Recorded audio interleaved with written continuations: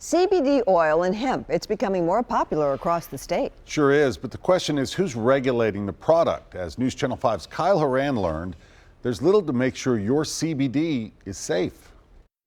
This is Rushmore. At TSU's hemp farm, they're looking into many aspects of hemp growth in Tennessee. On a personal basis, I think there's a lot of potential with hemp. Dr. Roy Bullock is leading the charge here, but he says he's looking at all aspects realistically, from planting and growing the crop in the field to studying plants in the greenhouse, all the way to processing hemp oil.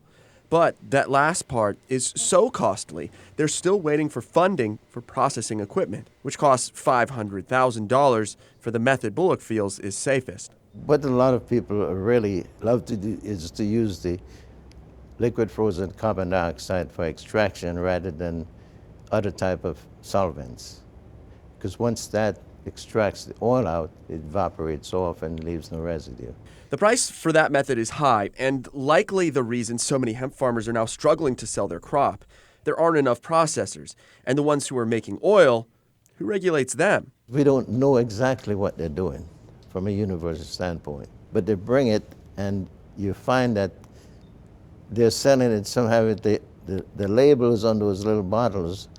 There are many of them that are different. So who's to say the bottle of 500 milligram CBD oil is actually 500 milligrams? Who's to say what method the processor used to create the product or test its purity? I'm concerned that folks would use materials like methanol. Methanol is known, if you have residue in your food, you take it internally, it could affect your eyesight.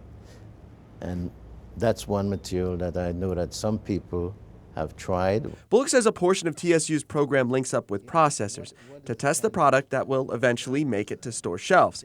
But as for the rest of the brands out there, there's really no guarantee of quality. Kyle Horan, News Channel 5.